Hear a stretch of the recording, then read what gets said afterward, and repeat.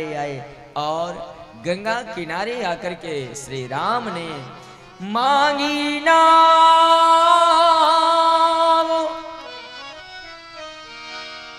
न केवट आना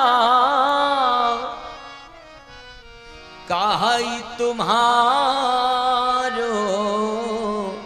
मरम में जाना मांगी नाव न केवट आना मांगी नाव न केवट आना मांगी नाव न केवट आना मांगी नाव न केवट आना कहाई तुम्हारे मरम में जाना कहाई तुम्हारी मरम में जाना मांगी नाव न केवट आना कहाई तुम्हारो मरम में जाना मांगी नाव न केवट आना कहाई तुम्हारे मरम में जाना कहाई तुम्हारे मरम में कहाई तुम्हारी मरम में जाना कहाई तुम्हारी मरम में जाना मांगी नाव। मेरे भाई बहन श्री राम गंगा किनारे पहुंचे और राम जी ने यहाँ पर कुछ मांगा। पहली बार राम जी ने मांगा है, बड़ा सुंदर भाव है यहाँ का। और राम जी गंगा किनारे जाकर गंगा के घाट में बीच धार में एक केवट नाव लिए घूम रहा है और श्री राम गंगा के किनारे खड़े होकर के नाव मांगते हैं। राम जी ने नाव मांगा। एक प्रार्थना मानसकारों ने कहा, बोले श्री राम तो हमेशा सबको देते हैं, कभी कुछ मांगा नहीं। लेकिन राम पहली बार अयोध्या कांड में गंगा के किनारे एक मांग रखते और मांग क्या रखा?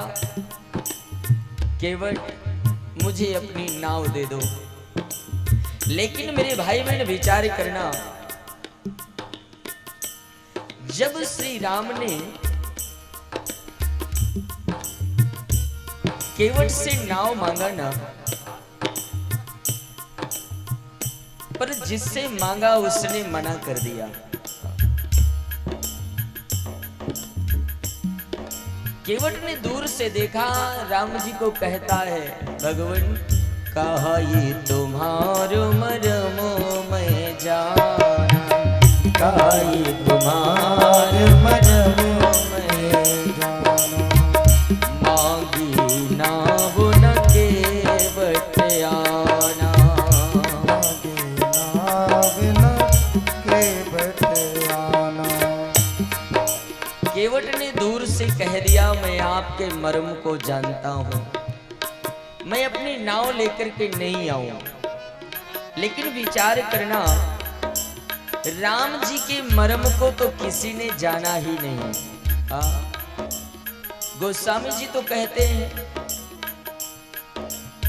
विधि हरि शंभु न चावनिहारे विधि हरि शंभु न चावनिहारे देव न जानहि मरम तुम्हारे देव न जाने मरम तुम्हारे।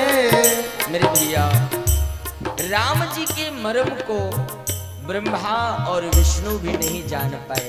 विधि हरि शंभु, बोले ये तीनों देवता भी राम के मर्म को नहीं जानते। क्या मर्म है उसका। और इतना ही नहीं, बचपन से जो राम के साथ में रहने वाले लक्ष्मण भैया हैं, लक्ष्मण जी ने भी राम के मर्म को नहीं जाना। गोस्वामी कहते हैं ना, लक्ष्मण हूँ यह मरम न जाना, लक्ष्मण हूँ यह मरम न लक्ष्मण हूँ यह मरम न जाना, जो कछु चरित रचा भगवाना। लक्ष्मण हूँ यह मरम न जाना, जो चरित रचा भगवान। लक्ष्मण जी ने भी राम के मर्म को नहीं जाना, लेकिन केवट कहाई मरम मैं जाना, केवट कहाई मरम मैं जाना। गंगा के किनारे रहने वाला केवट पहली बार भगवान को देखा, और साधु कहते हैं जैसे श्री राम जी ने कहा केवट नाव लाओ, तो केवट ने हाथ उठाया दूर से और कहा भगवान मैं आपके मर्म को जानता हूँ, मैं आपके पास अपनी नाव नहीं लेकर आऊं, आपके मर्म को जानो। मानस में बहुत से भक्त हैं ना, लेकिन ये गंगा के किनारे रहने वाला जो केवट है, जो भगवान से काफी विवाद करता है, हठ कर गया। और साधुओं ने तो इसका नाम हठीला भक्त रख दिया। बड़ा सुंदर भाव है इस साधक का। केवट ने कहा मैं आपके मर्म को जानता हूं, और जैसे उसने कहा कि मैं आपके मर्म को जानता हूं, भगवान की ओर लक्ष्मण देखने लगे। लक्ष्मण भैया ने कहा ये पहली बार पात्र, ये पहली बार आदमी मिला, और ये पहली बार की मुलाकात में ही कहता है मैं आपके मर्म को जानता हूं। भगवान ने कहा जरा मेरे पास में तो आओ, कौन सा मर्म जानते हो आप, मुझे बताओ। केवट गया है, और केवट ने भगवान के सामने खड़े होकर के राम जी ने पूछा तुम कौन सा मर्म जानते हो। केवट ने कहा भगवान मैं आपकी किसी लीला का मर्म नहीं जानता, और उससे मुझे मतलब भी नहीं है। मैं और कोई मर्म नहीं जानता, लेकिन मैं तो सिर्फ एक बात मैंने सुना है, छुअत शिला भई नारी सुहाई, पाहनते ना काठ काठी नाई। मैंने सुना है कि आपके चरण रज लग जाने से पत्थर भी नारी बन जाता है। मैंने केवल इतना सुना है, छुअत शिला भई नारी सुहाई। एक और बात कहूँ ना, भगवान आप देखिए राम कथा के अंदर राम जी जहां भी पहुंचे तो राम जी को देख करके लोगों ने हाथ जोड़ा, प्रणाम किया, दंडवत किया, इत्यादि क्रियाएं किया। लेकिन पूरी राम कथा के अंदर एक गंगा के किनारे रहने वाला केवट ही है कि राम जी पहुंचे तो इसने नमस्कार भी नहीं किया, ये सीना तान करके खड़ा है सामने, कोई बात नहीं। लेकिन फिर भी भक्तों में इसे अनन्य भक्त कहा गया है। केवट भगवान के सामने खड़ा और कहता है मैंने सुना है भगवान छुअत शिला भई नारी सुहाई, आपके चरण रज लग जाने से पत्थर भी नारी बन जाता है। और केवट ने कहा भगवान अगर आप मेरी नाव में बैठोगे और आपके चरणों की ये जो धूल है ना, अगर कहीं ये मेरी नाव में लग गई और तरन्यू मुनि धरनी होए जाए, अगर आपके चरण रज लग जाने से मेरी नाव भी किसी महात्मा की पत्नी बन गई, किसी महात्मा की नारी बन करके चली गई, तो मैं क्या करूंगा। बिल्कुल स्पष्ट शब्दों में बोला केवट ने। केवट ने कहा राघो तरन्यू मुनि घरनी होई जाई, वाट पड़े मोरी नावो ढहाए। तरनी मुनि घरनी हो जाए, बाट पड़े मोरी नाव ढहाए। भगवान अगर अगर मेरी नाव भी किसी महात्मा की नारी बन करके चली गई ना, तो यही प्रतिपालो सब परिवारो, नहीं जानो कछु और कबारो। कितना सुंदर शब्द कहा मानस में। हाँ। आज तो हम भगवान के सामने भी जाकर के झूठ बोलते हैं। हाँ। कई बार मंदिर में खड़े होकर के भी हम झूठ बोलते हैं।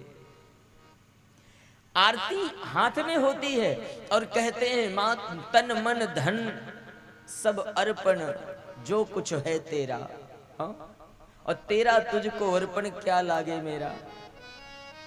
आरती हाथ में है, मंदिर में भगवान के सामने खड़े हैं और कहते तन मन धन सब अर्पण, लेकिन मन कहाँ है। बोले मन मंदिर के बाहर रखे जूते में लगा है, इतनी भीड़ में मेरे कोई जूता ना उठा ले जाए। हाँ।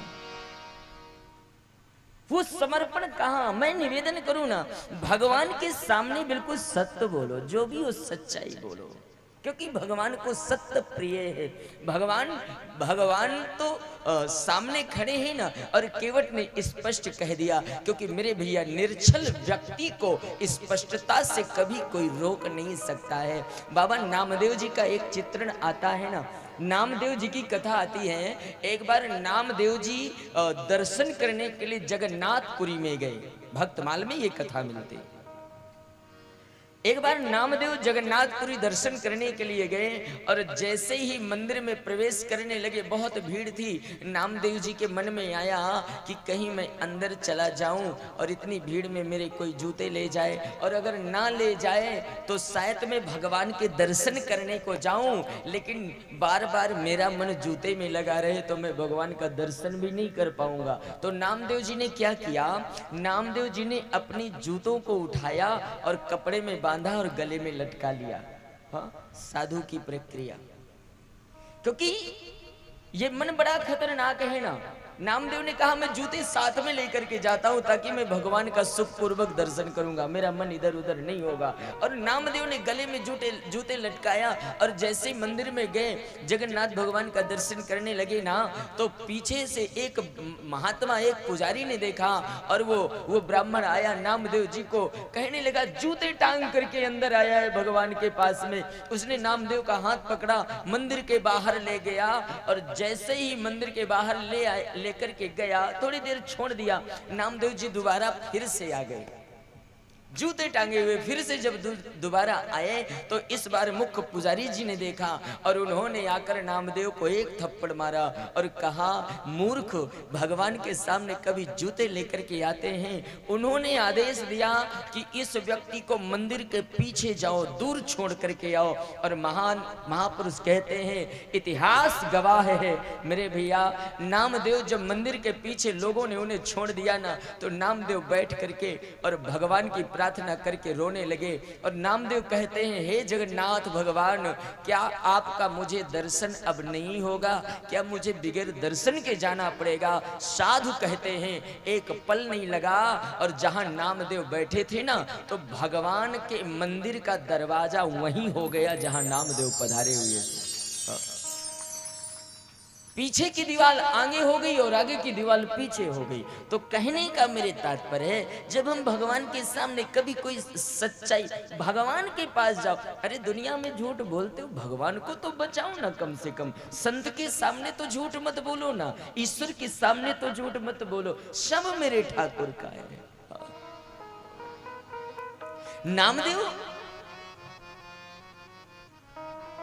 नामदेव को दर्शन हुआ और यही शब्द तो केवट भी कह रहा है ना।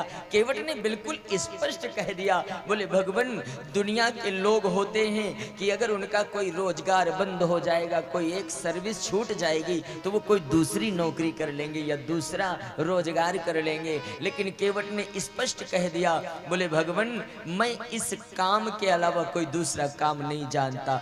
यही प्रतिपालो सब परिवारों, नहीं जानो कछु और कबारू। मैं और कोई कार्य जानता ही नहीं हूं, केवल मैं नाव चलाना जानता हूं। नाव चलाने के अलावा मैं कुछ जानता नहीं हूं। लक्ष्मण भैया बगल में खड़े थे ना, और भगवान राम से केवट कह रहा है, प्रभु, मैं आपको अपनी नाव में नहीं बिठाऊंगा, राम जी ने कहा तुम्हारी नाव नहीं जाएगी, हम वादा करते हैं। लेकिन केवट ने कहा, बोले भगवान ऐसे नहीं, अगर आपको मेरी नाव में बैठना है तो मात्र एक कार्य करना पड़ेगा। आप मुझे आदेश दो, मैं आपके चरणों की धूल धुल दूं, चरण धुल लूं, उसके बाद आपको नाव में बिठा करके गंगा पार कर दूं, आपके चरण धुलूंगा। जो प्रभु पार अवसिगा चाहू, मोहि पद पदूम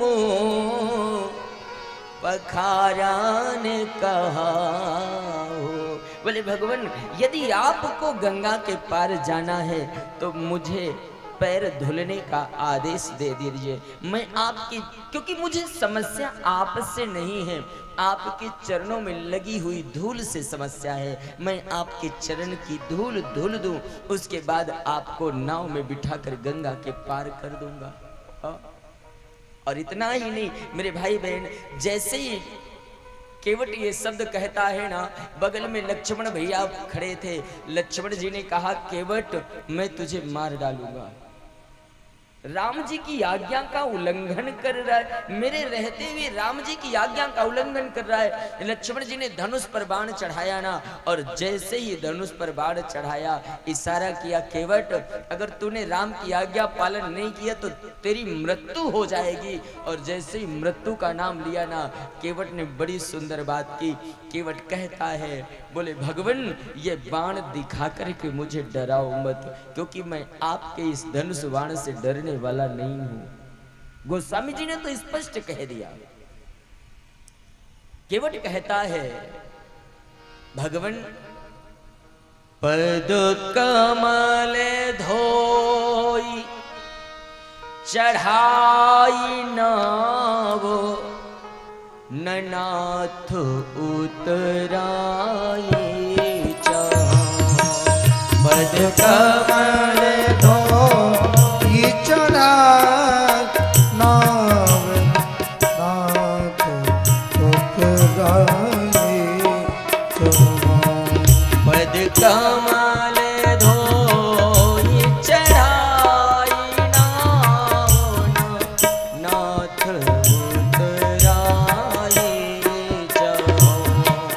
पद कमल धोई चढ़ाई नाथ उतराए मोहि राम रावरो आनी दशरथ, शपथ सब साची कहो। मोहि राम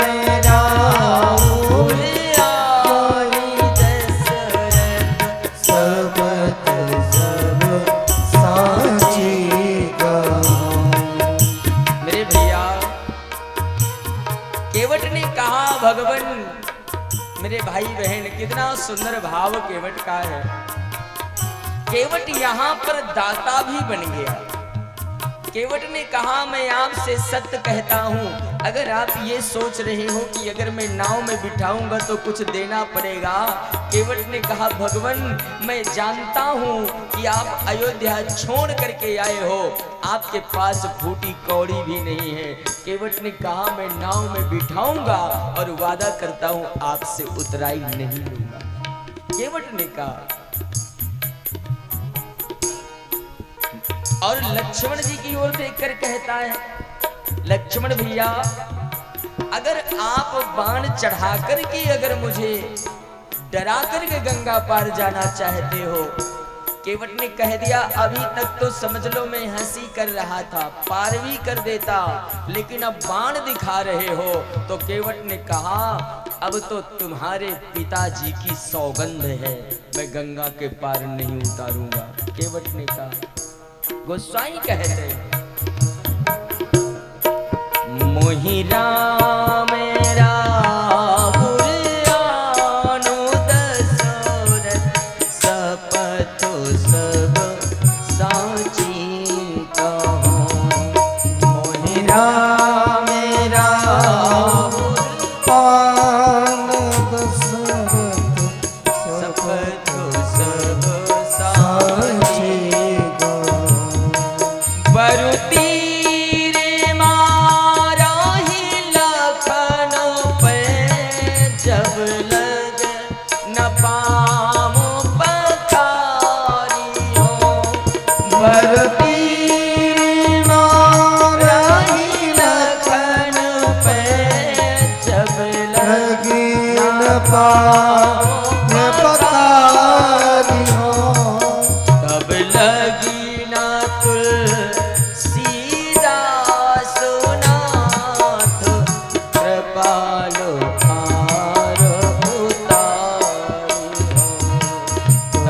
लगी न तुलसीदास नाम कृपा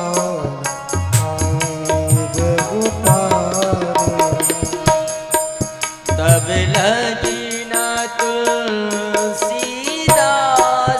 नाथ कृपालो पार उतारे हो। तब लगी न तुलसीदास नाथ कृपालो पार उतारे हो। मेरे भैया केवट ने कहा, बोले भगवान पर तीर मारो लखन पे जब लगन पांव पखारी हो। मेरे भाई बहन केवट भगवान के सामने है और लक्ष्मण को कहता है तुम मुझे मार डालो तो भी मैं गंगा के पार नहीं उतारू, बिना चरण धुले गंगा पार नहीं करूंगा। एक प्रार्थना करो ना, गोसाई जी का भाव है लक्ष्मण क्या है।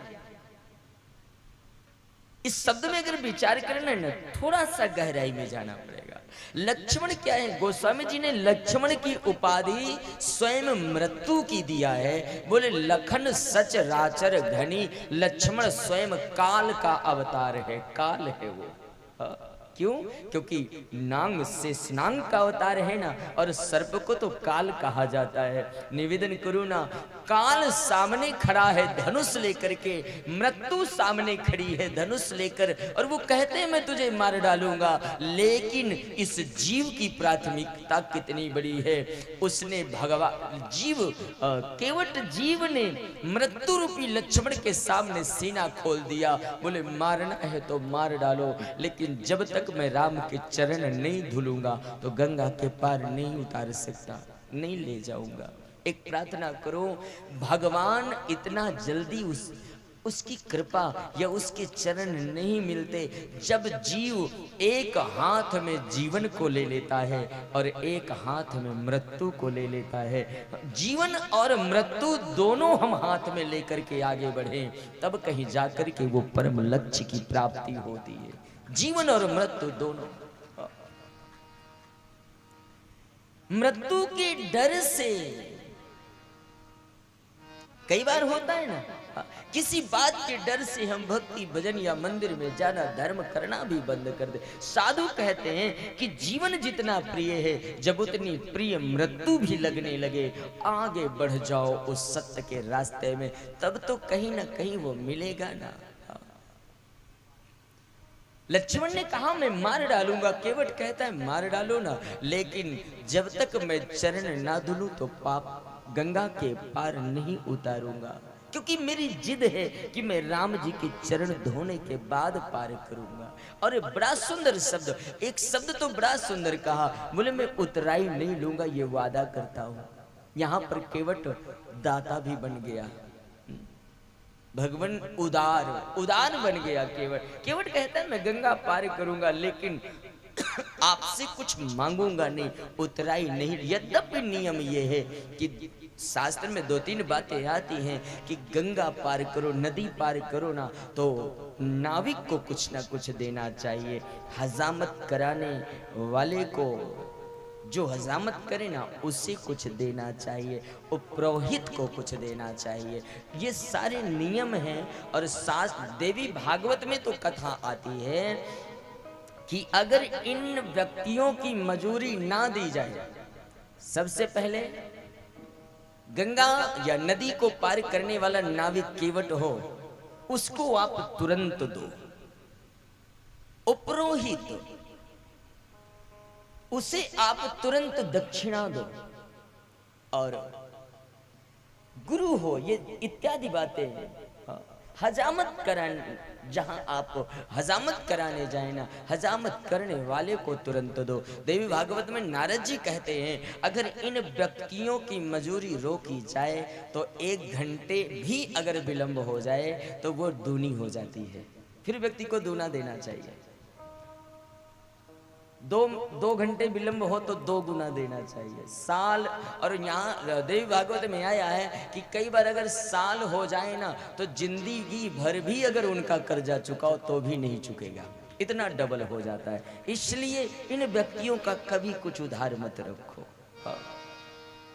महापुरुष कहते हैं, यहां पर केवट ने कहा भगवान मैं आपसे कुछ लूंगा नहीं, क्योंकि आप राज्य घराने को छोड़कर आए हो और यहाँ केवट दाता बन गया। मैं प्रार्थना करूँ ना, मानस में भुसुंडी जी महाराज से जब गरुण ने पूछा कि भगवान सबसे बड़ा दुख क्या है, तो गरुण ने जो शब्द कहा है, नहीं दरिद्र सम दुख जग माही, संत मिलन सम सुख नहीं, सुख जग नाही।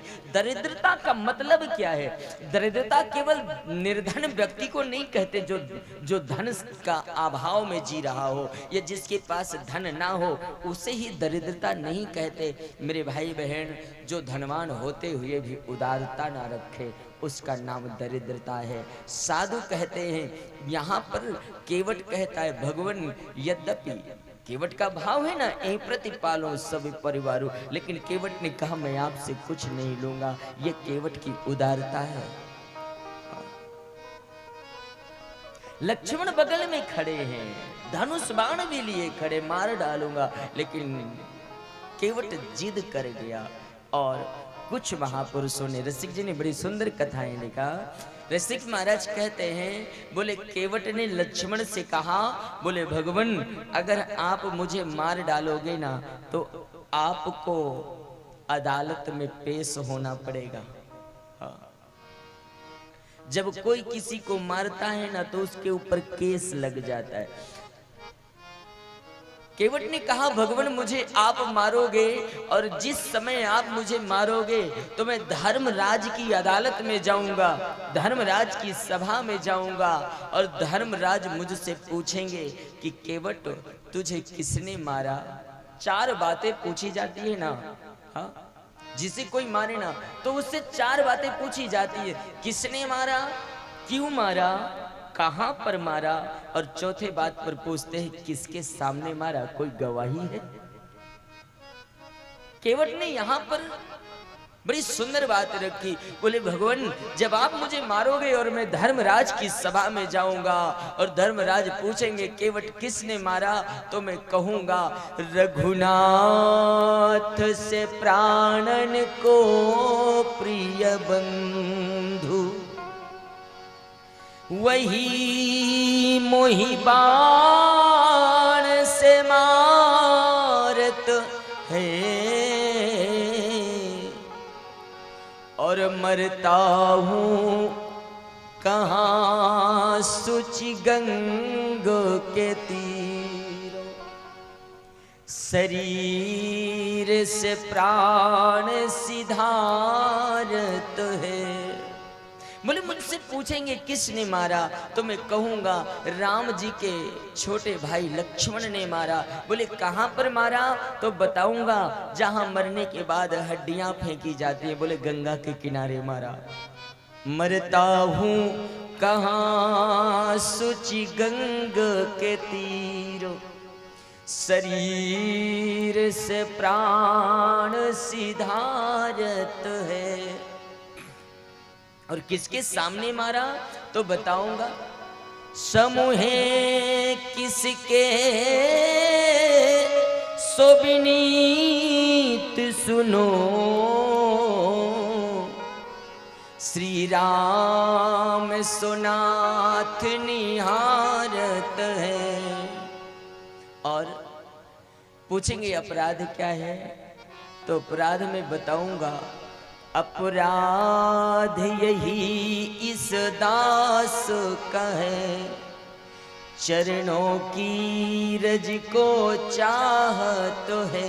केवल एक ही अपराध है कि मैं आपके चरण धुलना चाहता था, मैं ठाकुर जी राम जी के चरण धुलना चाहता था और चरण धुलने के अपराध के कारण मुझे मार डाला। हाँ। केवट ने कहा बोले भगवान मेरी तो सदगति हर प्रकार से हर तरफ से है।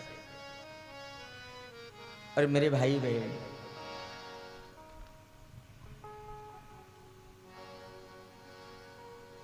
क्या है?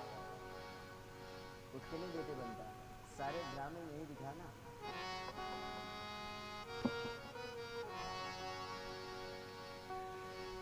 महापुरुष कहते अपराध यही सुदास कहे। मेरे भाई बहन, केवट ने भगवान के सामने एक ही बात रखी, मैं आपके चरण धुलूं। थोड़ा सा विचार करूं इस बात पर। यद्यपि शास्त्र में बात है, केवट ने 6 जन्म बीतने के बाद 7वें जन्म में भगवान का दर्शन किया। 7वें जन्म में, क्योंकि भगवान इतना जल्दी तो मिलता नहीं ठाकुर जी की प्राप्ति। लेकिन एक बात जरूर है, अगर हमारे हृदय में भक्ति का कोई बीज आ जाता है, अगर हमारे हृदय में भगवान के प्रति स्नेह आ जाता है, तो वो स्नेह इतना विशाल बढ़ता चला जाता है कि एक ना एक दिन वो ईश्वर की प्राप्ति करा ही देगा। उसके लिए हमें शरीर चाहे कितने भी बदलने पड़े। शास्त्र में लिखे केवट ने भगवान के सामने कहा, बोले प्रभु मैं आपके चरणों को पाने के लिए कई जन्मों से लालायित हूँ। क्योंकि जब जीव भगवान के सामने आता है ना, तो उसे अपनी सारी बातें याद आती हैं। केवट का सबसे पहला जन्म कहाँ पर हुआ, थोड़ी संक्षिप्त बात है। सबसे पहला जन्म केवट का क्षीर सागर में हुआ। महापुरुषों ने कहा है, जहां पर मेरे भगवान शेष सैया पर विराजमान रहते हैं। केवट ने राम जी से कहा, बोले प्रभु उस समय भी मैं आपके चरणों के पास आना चाहता था, लेकिन कारण यही बन जाते हैं जो मुझे आपके चरणों तक आने नहीं देते। बोले ये जो धनुष लेकर खड़े हैं ना, आज भी मैं आपके चरण धुलना चाहता हूँ, लेकिन ये धनुष बाण दिखा करके रोक रहे हैं। बोले प्रभु जब मैं कछुए के रूप में क्षीर सागर में था ना, रोजीना प्रार्थना, रोजीना मेरे मन में आता था, मैं आज राम जी के, आज मैं ठाकुर जी के चरणों को छू करके आऊँगा। लेकिन जैसे ही मैं नारायण के पास तक पहुँचता हूँ, तो उस समय ये जो धनुष लिए खड़े हैं, ये फन लिए खड़े रहते थे आपके ऊपर, और ये लंबी फुसकार मारते मैं दूर जाकर के गिरता, मुझे रोकते थे ये। केवट ने कहा, एक दिन तो मैंने जिद किया और मैंने संकल्प किया कि आज चाहे मृत्यु हो जाए, लेकिन भगवान के चरण छू करके ही आऊंगा। और जैसे ही मैं चरणों तक पहुंचा, तो इन्होंने दोबारा ऐसी फुसकार मारी कि मेरे जीवन का अंत ही हो गया। उस समय माता लक्ष्मी भगवान के चरण दबा रही थी, तो माता लक्ष्मी ने कहा, तब हंसकर बोली रमा, सुनिए दीनानाथ, कस अन्याय होत है अब दीनन के साथ। वहां पर लक्ष्मी ने कहा, बोले भगवान एक कच्छप आपके चरणों को छूने आना चाहता है, लेकिन ये शेष नाग आने नहीं देते। केवट कहता है, बोले भगवान आपने उस समय कहा था कि देवी जीव का काम है केवल मेरे मार्ग में चलना, समय आएगा तो मैं अपने आप उसके पास में पहुंच जाऊंगा, जब समय हो तो मैं उसे स्वयं प्राप्त हो जाता हूं। मेरे भाई बहन, इसलिए तो साधु कहते हैं ना, अगर पथ मिल गया है तो उस पथ में चलते रहो, एक ना एक दिन मंजिल जरूर मिल जाएगी, वो प्राप्त हो जाएगा। केवट ने कहा, बोले भगवान वो जन्म भी ऐसे व्यतीत हो गया। दूसरा जन्म केवट का, साधु कहते हैं एक जन्म केवट का बधिक के रूप में हुआ, शिकार खेलने वाला। हर रोज वो जंगल में जा करके शिकार खेलता है। एक महात्मा जी रास्ते में रहते थे। महापुरुष कहते हैं जिस रास्ते से ये केवट बधिक के रूप में निकलता था ना, उसी रास्ते में एक महात्मा का निवास था। रोजीना वो महात्मा देखते थे इसे। केवट ने कहा, बोले भगवान एक दिन महात्मा ने मुझसे कहा, बोले बधिको तुम किसी दूसरी रास्ता से जाया करो। मैंने कहा क्यों? महात्मा कहते हैं कि तुम रोजीना किसी जीव को मार करके निकलते हो और जीव हत्या करके निकलते हो, मैं देखता हूँ, इसमें भी मुझे पातक लगता है, तुम कहीं दूर से जाओ। उस समय वो बधिक थोड़ा स्वाभिमानी था। बधिक ने कह दिया, बोले बाबा तुम मुझे देखो ही मत। एक प्रार्थना करो ना, वैसे साधना पथ पर अगर विचार किया जाए ना, तो साधक को कभी भी दूसरे के दोषों को देखना ही नहीं चाहिए। हमारा शास्त्र कहता है, आज हम दूसरे के दोषों को देखते हैं, लेकिन फिर भी कहते हैं कि हम संत हैं, फिर भी कहते हैं हम भजन कर। दोष नहीं, मैं निवेदन करूं ना, हाँ, किसी का कोई मार्ग है ना। महात्मा बुद्ध का मुझे एक चित्रण बड़ा सुंदर याद आता है। महात्मा बुद्ध एक बार किसी नगर में पहुंचे और वहां के नगर सेठ ने कहा, बोले बाबा आप इस नगर में भ्रमण कर रहे हो, क्योंकि महात्मा बुद्ध दिगंबर रहते थे, उनके शरीर में कोई वस्त्र नहीं रहता था। तो उस व्यक्ति ने कहा, बोले बाबा इस नगर में आप आए हो, वस्त्र तो डालो शरीर में अपने, आपने वस्त्र क्यों नहीं पहना। उस समय महात्मा बुद्ध ने अपने शरीर को देखा और महात्मा बुद्ध ने कहा, बोले भैया ये पता तो मुझे आज चला है कि मेरे शरीर में कोई वस्त्र नहीं है, तूने बोला ना होता तो मुझे पता नहीं चला होता। मैं निवेदन करूं, साधना पथ की स्थिति है, जीव को अपने शरीर की भी सुधि भूल जाए, मैं कौन हूं। हम किसी के दोषों को क्यों देखें। बधिक कहता है, उस संत ने कहा कि तुम ये रास्ता छोड़ दो, किसी दूसरी रास्ता से जाओ। केवट कहते हैं, बोले भगवान मैंने महात्मा जी को कहा आप मुझे देखा ही मत करो, और एक दिन उस संत ने बधिक के मारने का एक प्रयास किया, एक जाल रच दिया। उस संत ने विचार किया किसी भी तरह ये व्यक्ति मर जाए, यहां से निकलना बंद कर दे। मैं निवेदन करूं ना, महापुरुष कहते हैं एक दिन फिर से बधिक को बुलाया संत ने और कहा, बोले भैया मैं इस जंगल में एक शिकार की तलाश से 12 वर्षों से बैठा हूं, और वो शिकार आता तो है लेकिन मैं उसे पकड़ नहीं पाता। केवट कहता है, बोले भगवान मैं बड़ा स्वाभिमानी था बधिक के रूप में, और मैंने संत जी से कहा, बोले महाराज अगर वो इस जंगल में शिकार है तो मैं उसे पकड़ करके जरूर दे दूंगा, आप मुझे समय दे दो। उस संत ने कहा, समय कितना। बोले 6 दिन का समय दो, 6 दिन के अंदर उस शिकार को पकड़ के लाऊंगा, और अगर नहीं लाया तो अपने ही हाथों से लकड़ी काट के चिता बनाकर जल जाऊंगा। संकल्प कर लिया बधिक ने। मेरे भाई बहन, महापुरुष कहते हैं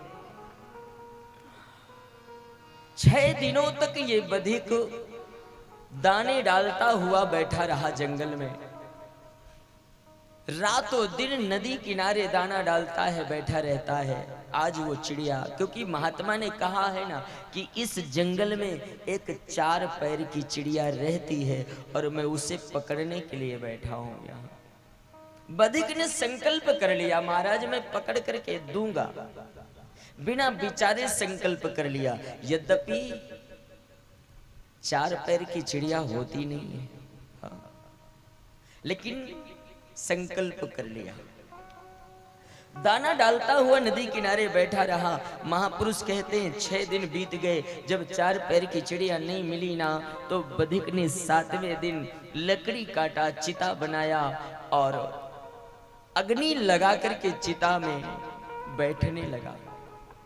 उसे चिंता इस बात की नहीं है कि मैं मर रहा हूं, चिंता केवल इस बात की थी कि मैंने साधु को कोई वचन दिया और महात्मा को दिया हुआ वचन मैं पूरा नहीं कर पा रहा हूं।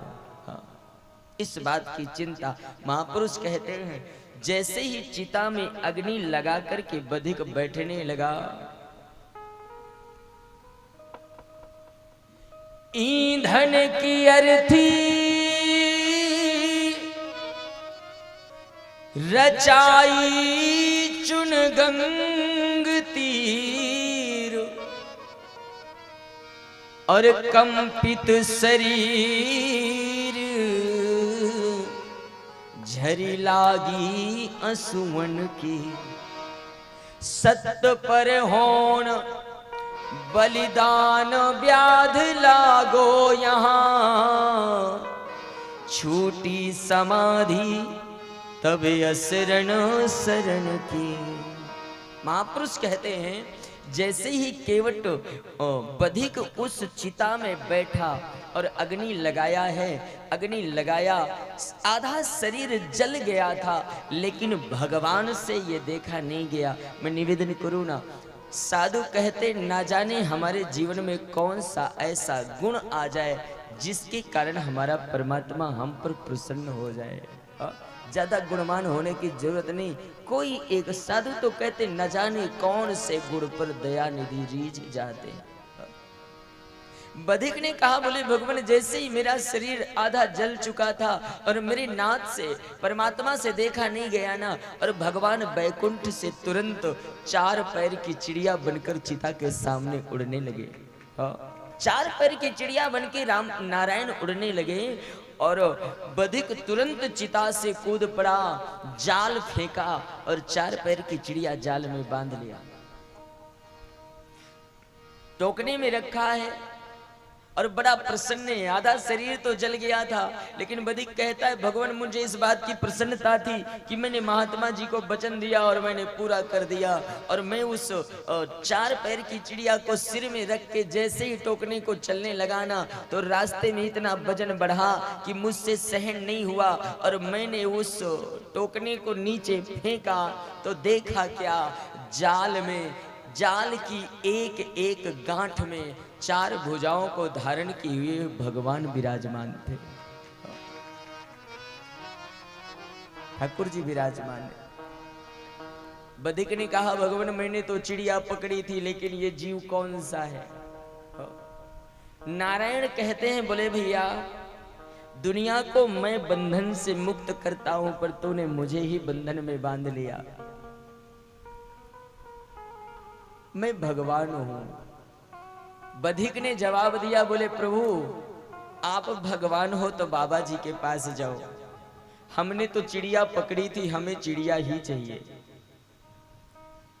बधिक ने कहा मैंने चिड़िया पकड़ी तो मुझे चिड़िया चाहिए, मैं महात्मा जी के दिखा दूं जाकर के कि मैंने चिड़िया पकड़ लिया।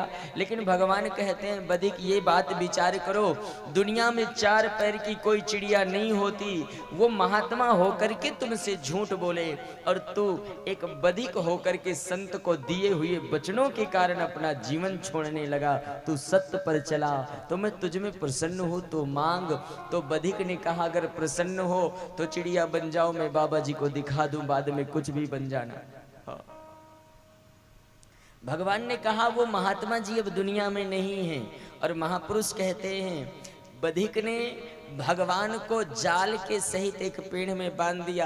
बोले मैं आपको बांध के जा रहा हूँ, देख कर आता हूँ, अगर महात्मा जी होंगे तो आपको ले चलूंगा, चिड़िया बन जाना, और अगर नहीं होंगे तो कोई बात नहीं। और जब गया तो देखता है आश्रम में बाबा जी के कि 2-4 शिष्य लोग उस महात्मा का अंतिम संस्कार कर रहे थे। लौट करके आया तो जाल में भगवान भी नहीं मिलते।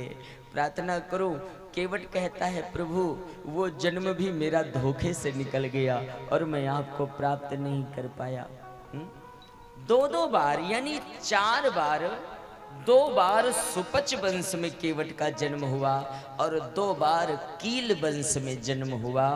और 7वां जन्म आप देखें, सत्यनारायण भगवान की कथा सुनते होंगे।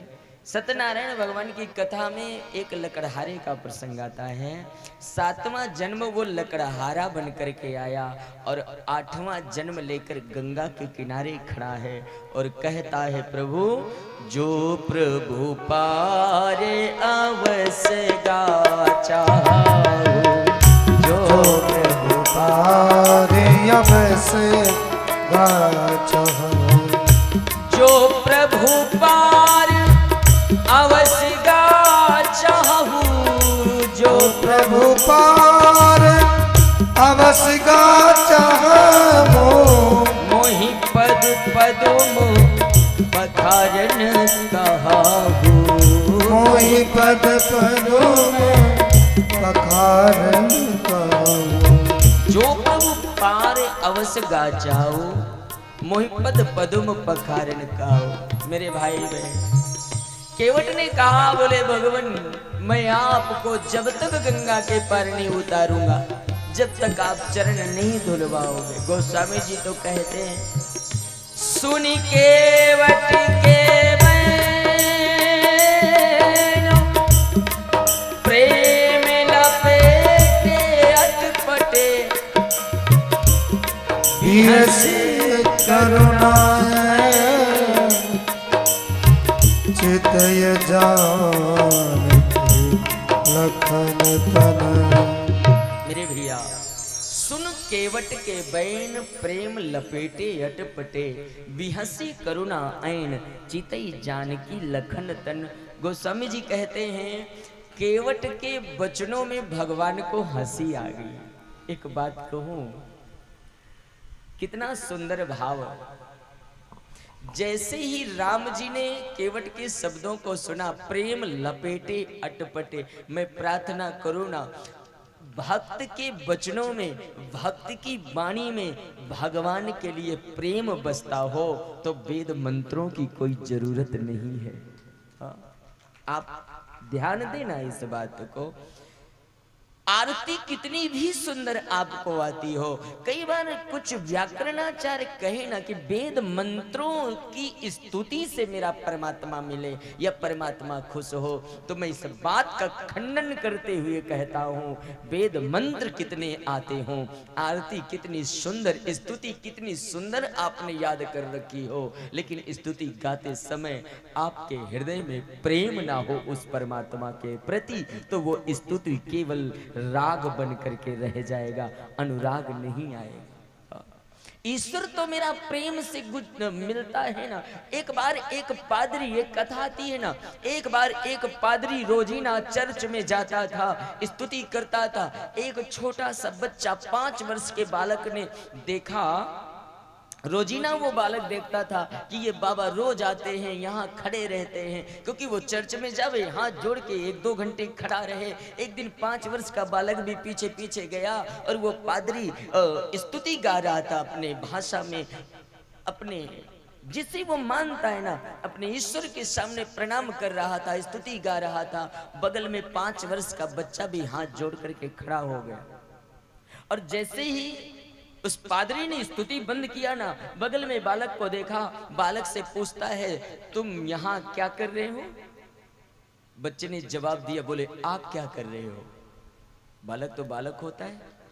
बालक ने कहा आप क्या कर रहे हो? उस पादरी ने कहा, बोले मैं तो अपने ईश्वर की स्तुति कर रहा हूँ। बच्चे ने कहा मैं भी तो स्तुति कर रहा हूँ।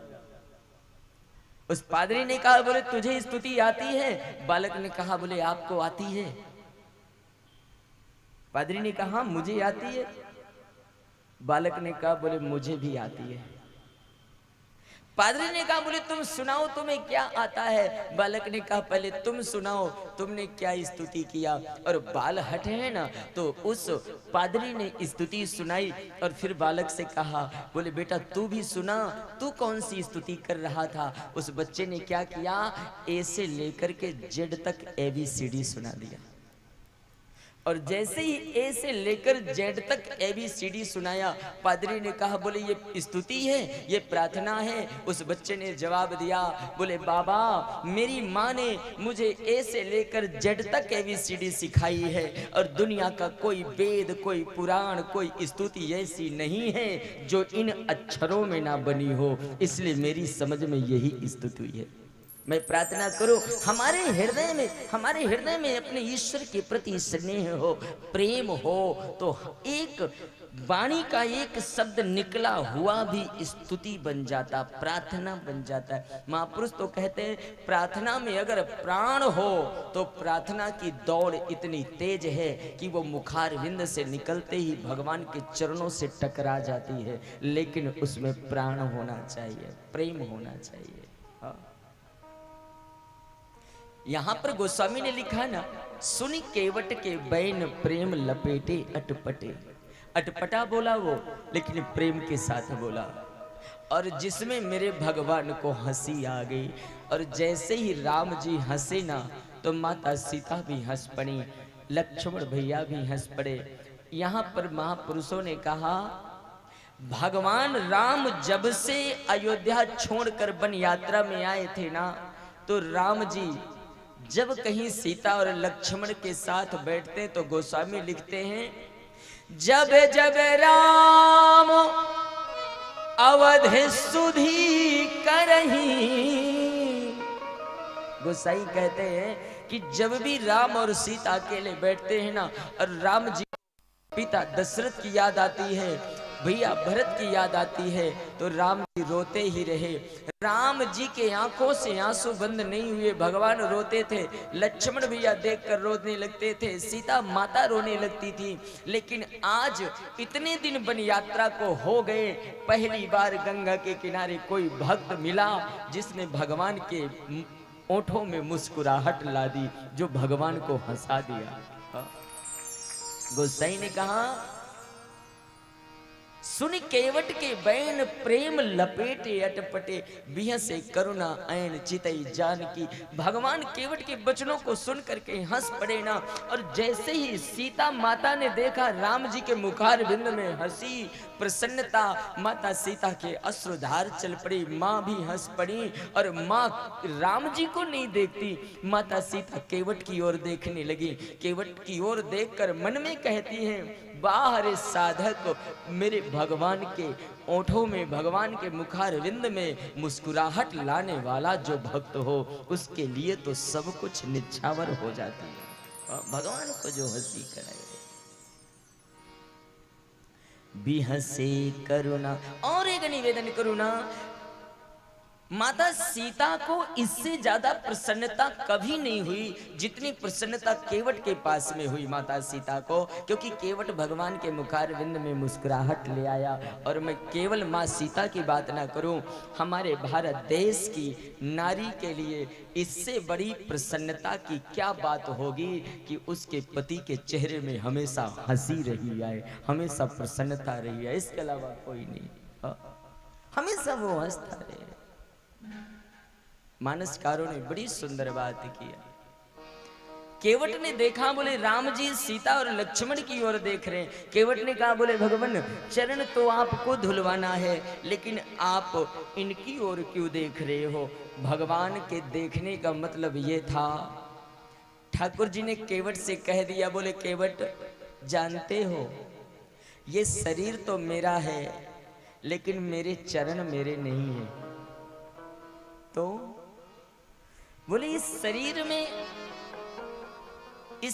इन दोनों चरणों में दोनों का अधिकार है। बोले एक चरण तो सीता का है और एक चरण तो लक्ष्मण का है, क्योंकि गोस्वामी जी ने लिखा है ना मानस में, 12 ते निज पति हित जानी, लक्ष्मण राम चरण अनुगामी।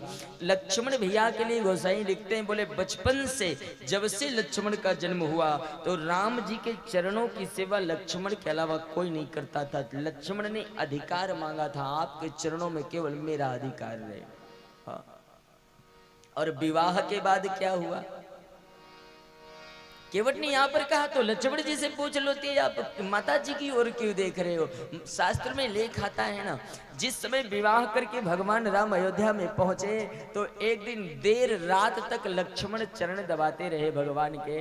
माता सीता बेचारी वहीं बैठी रही, और जैसे ही लक्ष्मण जी चरण दबा के चले गए तो सीता जी ने राम जी से कहा, बोले प्रभु अब आज से आप लक्ष्मण भैया को बोल दो कि वो आपके चरण ना दबाएंगे, मैं चरण दबाऊंगी, क्योंकि मैं आ गई ना तो अब सेवा मैं करूं। राम जी ने भगवती सीता से कहा, सीता मैं ऐसा लक्ष्मण को नहीं बोल सकता कि तुम मेरे चरण ना दबाना। दूसरे दिन महापुरुष कहते हैं, दूसरे दिन लक्ष्मण भैया जब रात्रि में चरण दबाने भगवान के आए तो देखती क्या है कि लक्ष्मण जी के पहले ही माता सीता राम जी के चरण दबा रही थी। और जैसे ही लक्ष्मण जी ने बाहर से देखा माता सीता राम जी के चरण दबा रही है, मर्यादा के कारण लक्ष्मण भैया अंदर नहीं गए, लेकिन सारी रात बाहर घूमते रहे। सारी रात। लक्ष्मण तो चरणों का प्रेमी है ना। हाँ। लक्ष्मण भैया रोजीना आते थे, रोजीना देखते सीता माता चरण दबा रही हैं तो लक्ष्मण राम जी के राजभवन के बाहर ही घूमते रहते थे। अब शास्त्र तो कहता है कि लक्ष्मण जी को राम जी के चरणों की सेवा ना मिले ना तो लक्ष्मण का दाना पानी सब बंद हो जाता है। लक्ष्मण ने भोजन छोड़ दिया, जल छोड़ दिया, मुझे राम जी की चरण सेवा नहीं मिल रही है। लक्ष्मण कमजोर हो गए। एक दिन राम जी राज सिंहासन में बैठे थे, लक्ष्मण भैया बड़े कमजोर से दिख रहे थे। राम जी ने बोला, लक्ष्मण इधर आ, तू इतना कमजोर क्यों दिख रहा है? लक्ष्मण ने कहा रोते हुए, भगवान आपके चरणों की सेवा मुझे नहीं मिल रही ना, और आप जानते हो मुझे आपके चरण ना मिले तो मुझे दुनिया में कुछ नहीं भाता है। क्योंकि मानस में लेख आता है, एक बार बचपन में लक्ष्मण भैया पालने में पड़े पड़े रोने लगे, और रोते रोते लक्ष्मण जब शांत नहीं होते वशिष्ठ जी को बुलाया गया। गुरु वशिष्ठ ने, कौशल्या ने, राज के जितने लोगों ने सबने गोद में लिया, लक्ष्मण का रोना बंद नहीं होता। उस समय गुरु वशिष्ठ ने कौशल्या से कहा था, कौशल्या ये सुमित्रा नंदन लक्ष्मण को उठाओ और जहां पर तुम्हारा बेटा राम लेटा है वहां पैरों की तरफ लेटा दो, ये शांत हो जाएगा। और जैसे ही लक्ष्मण भैया को उठा करके राम जी के चरणों की ओर लेटाया गया और लक्ष्मण ने राम जी के दाहिने चरण का अंगूठा पकड़ के मुखार बिंद में चरण रज का स्वाद लेने लगे, लक्ष्मण का रोना बंद हो गया। और इसीलिए गोसाई लिखते हैं, बारे ही ते निज पति हित जानी, लक्ष्मण राम चरण अनुगामी। वो चरणों का अनुगामी, चरणों का सेवक है। मेरे भाई बहन, साधु कहते हैं यहां पर राम जी ने कहा, बोले केवट आज तुम दोनों चरणों में इकट्ठा अधिकार मांग रहे हो। हाँ, राज दरबार में जब राम जी ने लक्ष्मण से पूछा था ना कि तू कमजोर क्यों है, लक्ष्मण भैया ने कहा चरण सेवा दो प्रभु, वरना मैं दाना पानी सब बंद कर दूं, भोजन जल का त्याग कर दिया है मैंने। और जब ऐसी बात आई ना, राम जी ने लक्ष्मण से कहा, बोले लक्ष्मण चिंता मत कर, अब थोड़े दिन में होली का त्योहार आने वाला है, और होली के त्योहार में रघुवंश कुल की परंपरा है कि देवर भाभी के पास जावे और कुछ न कुछ मांगता है। रघुवंश कुल में था। बोले जब होली का त्योहार आए ना तो शत्रुघ्न और भरत और तुम तीनों जाना और तुम सीता से चरणों की सेवा मांग लेना। हाँ। महापुरुष कहते हैं अब तो लक्ष्मण भैया रोजीना, लक्ष्मण भैया रोजीना बस यही कहते थे, होली कब आवे। प्रातः काल जगे और बस इसी चिंता में, होली कब आए, होली कब आए। मेरे भाई बहन, समय बीतता चला गया और जब होली का त्योहार आया ना, होली के त्योहार में सीता जी के पास में भरत जी गए, शत्रुघ्न गए, और सबसे लास्ट में जब लक्ष्मण गए ना, सीता माता ने लक्ष्मण से कहा, लक्ष्मण बोलो तुम्हें क्या चाहिए। तो लक्ष्मण ने धीरे से कान में कहा, आज से राम जी की चरणों की सेवा मैं करूंगा। और जैसे ये शब्द कहा ना, सीता माता वहीं पर मूर्छित होकर के गिर पड़ी। जब सीता मूर्छित होकर गिरी ना, सुमित्रा माता आई, सुमित्रा ने लक्ष्मण के कान पकड़ा, तूने क्या मांग लिया। सीता क्या सुन करके अचेत हो गई है। और महापुरुष कहते हैं लक्ष्मण भैया भगवान राम के पास दौड़े हुए जाते हैं, क्योंकि ये तो भक्ति का, ये तो प्रेम का दर्द है ना। सीता भी राम के चरणों की प्रेमी है और लक्ष्मण भी प्रेमी है। महापुरुष कहते हैं राम जी ने लक्ष्मण से कहा, लक्ष्मण एक काम कर, सीता के कान में जाकर धीरे से बोल कि एक पैर की सेवा तुम करना और एक पैर की मैं करूंगा। मेरे भैया मानसकारों ने कहा है, राम बाम दिस जानकी लखन दाहिनी ओर, उसी दिन से बाएं चरण की सेवा सीता जी करती थी और दाहिना चरण लक्ष्मण के अधिकार में था। राम जी ने केवट के सामने इसीलिए लक्ष्मण और सीता की ओर देखा कि तुम तो एक एक चरण के लिए झगड़ते रहते हो और ये अकेला दोनों चरणों में अधिकार मांग रहा है, इसे दूं या ना दूं। सुनी केवट के बे प्रेम लपेटे अटपटे, बिहसे करुणा ऐन चीतई जान की लखन तनो। मेरे भाई बहन, अटपटा बोला पर प्रेम से बोला। प्रार्थना करो ना, क्योंकि केवट ने कहा है प्रभु मैं विद्या नहीं पढ़ा, मैं गंवार हूं, लेकिन इतना ज्ञान है मुझे कि आपके चरणों की रज में जादू है, वो किसी का उद्धार कर देती। और मेरे भाई बहन, मैं निवेदन करूं, कई बार बहुत ज्यादा मानस में केवट ने राम के चरणों की प्राप्ति किया, क्योंकि रामायण में 3 भक्तों ने ही राम जी के चरणों को धुलने का सौभाग्य पाया है, जिसमें सबसे पहले राजा जनक हैं जिन्होंने राम जी के चरणों को धुला है, और दूसरे केवट हैं, और तीसरी आरण्य कांड में माता सबरी हैं। इनके अलावा राम के चरण किसी ने पाया ही नहीं, धुलने का सौभाग्य किसी ने नहीं पाया। एक प्रार्थना करूं ना मैं, मेरे भाई बहन, कई बार बहुत ज्यादा वेदों को पढ़ने वाला, कई बार बहुत ज्यादा ऊंचे पद में रहने वाला भी वो कार्य नहीं कर सकता या उस लक्ष्य को नहीं पा सकता जो कभी कभी एक छोटा सा व्यक्ति पा जाता है। कभी कभी एक छोटा सा गांव में रहने वाला साधक पा जाता है। हाँ मेरे भाई बहन, गोस्वामी जी कहते हैं, एक कथा आती है ना, सुन केवट के बैन प्रेम लपेटे अटोपटे, बिहसे करुणाएं चीतई जान की लखन तनो। मेरे भाई बहन, केवट ने भगवान से कहा मैं चरण बिगर धुले गंगा के पार ना उतारू। और मैं राम कथा मध्य में महापुरुषों का भी आना, पूज्य महाराज श्री पधारे व्यासपीठ से मैं दंडवत प्रणाम करूं और स्वागत करूं। साधु पधारिए पधारिए।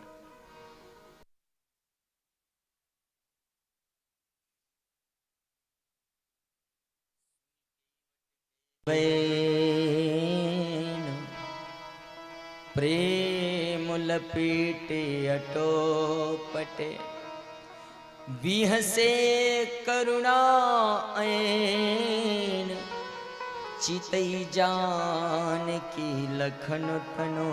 मैं बात कह रहा हूं कि जरूरी नहीं कि बड़े बड़े शास्त्रों को या बड़े बड़े वेदों को कंठस्थ हमेशा प्रेम में रीझता है, और केवट के पास प्रेम है। मेरा विचार है ना कि कई बार बहुत बड़ा पढ़ा लिखा व्यक्ति भी उस वस्तु को नहीं प्राप्त कर पाता जो कभी कभी ग्रामीणों में रहने वाला कोई साधारण व्यक्ति प्राप्त कर लेता है। एक मेरे गुरुदेव कथा कहते हैं ना, एक बार दो चार बहुत पढ़े लिखे व्यक्ति, 2-4 इंजीनियर किसी गांव में गए। हाँ, एक उनको प्रोजेक्ट मिला था,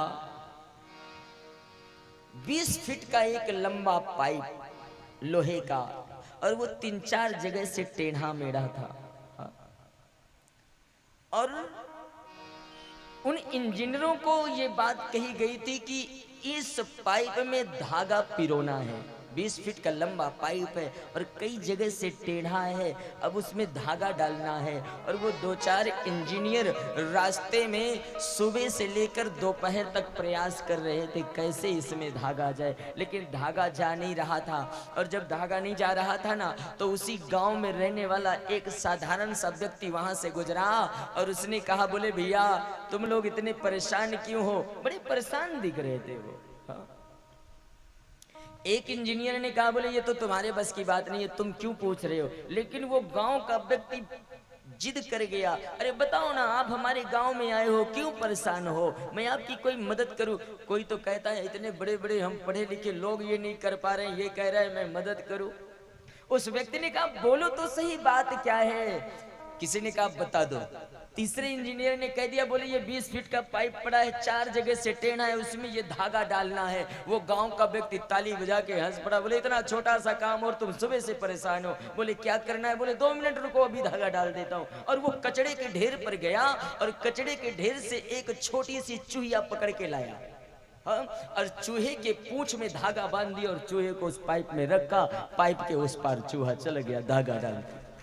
तो कहने का मेरे तात्पर्य है, जो बहुत बड़ा बड़ा पढ़ा लिखा व्यक्ति, वेद अध्ययन करने वाला भी उस लक्ष्य को ना पाए, तो कभी कभी एक साधारण सा व्यक्ति भी उस परम लक्ष्य को प्राप्त कर लेता है। क्योंकि महापुरुषों ने कहा है ना कि ईश्वर के लिए केवल मिलहि न रघुपति बिन अनुरागा, मिलहि न रघुपति बिन अनुरागा, मिलहि न रघुपति बिन अनुरागा, मिलहि न रघुपति बिन अनुरागा, किए जोग जप तप मख जागा, किए जोग जप तप मख भागा। मेरे भाई बहन, भगवान राम ने केवट को आदेश दिया। केवट कृपा सिंधु बोले मुस्काई, कृपा सिंधु बोले मुस्काई, सोई करो जही तब नाव ना जाई, सोई कर जही तब नाव न जाई, सोई करो जही तब नाव न जाई, सोई कर जही तब नाव न जाई। केवट राम रजाय पावा, केवट राम रजाय पावा। केवट ने, श्री राम जी ने आदेश दिया, केवट तुम वही करो जिससे तुम्हारी नाव ना जाए और हम गंगा के पार चले जाएं। मेरे भाई बहन, केवट ने कहा, बोले भगवान मैं कोई उपाय नहीं जानता, तो क्या करना है? केवट कहता है आप अपने मुख से जब तक नहीं बोलोगे तब तक मैं कुछ नहीं करूंगा। जिद तो यही है, आप बोलो। और मेरे भाई बहन, केवट को कहना, केवट से राघव को कहना पड़ा,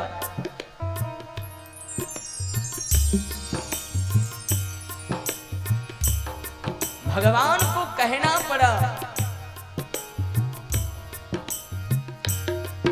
केवट बेगियान जल पाए पखारू, बेगियान जल पाए पखारू, हो तो विलंब उतारू, केवट राम रजायस पावा, पानी कठोता भरी ले आवा, केवट राम रजायस पावा, पानी कठोता भरी ले आवा। मेरे भैया, केवट ने आदेश पालन किया है।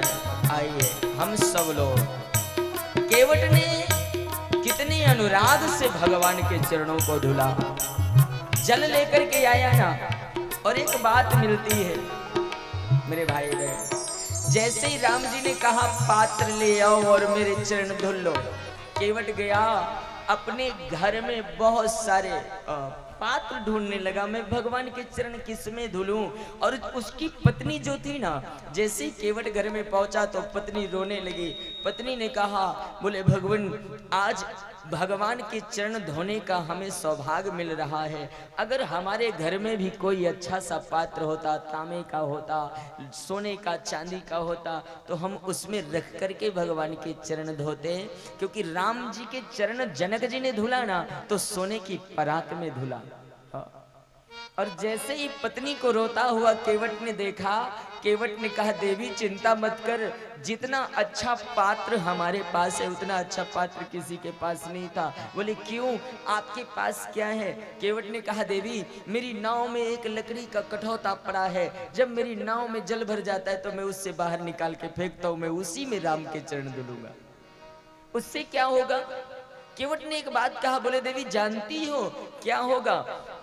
दुनिया में किसी धातु में अगर आप पानी डालो, सोने में डालो या चांदी में, तांबा लोहा पीतल किसी में भी पानी डालो, तो पानी उस धातु में वो सामर्थ्य नहीं होता कि वो पानी को शोषण कर सके। आपको उसको साफ करने के लिए कपड़े से पोंछना पड़ेगा या धूप में रखना पड़ेगा, तब वो सूखेगा। लेकिन लकड़ी में एक विशेषता होती है, लकड़ी में अगर पानी डाल दो, कितना भी पानी आप बाहर निकालो, पर लकड़ी कुछ ना कुछ पानी शोषण कर ही लेगी। तो केवट ने यहाँ पर अपनी पत्नी से कहा है, बोले देवी मैं लकड़ी के कठौते में चरण धुलूंगा और उस चरणामृत को हम कितना भी पिएंगे लेकिन वो चरणामृत उसी में सूख जाएगा कुछ ना कुछ, फिर वही कठौता मैं तुझे दे दूंगा, तो तू रसोई घर में रखना और रोजीना उसी कठौते में आटा गूंथना, उसी कठौते की रोटी बनाकर हम आटा गूंथेगी ना तो उसी से हम प्रसाद पाएंगे। राम तो चले जाएंगे पर उनके चरण रज का प्रसाद हमें जीवन भर मिलता रहेगा, इसलिए हमें उस लकड़ी के कठौते में चरण धुलना है। ये प्रेम है मेरे भाई बहन। मालकोश केवट राम रजायस पावा, केवट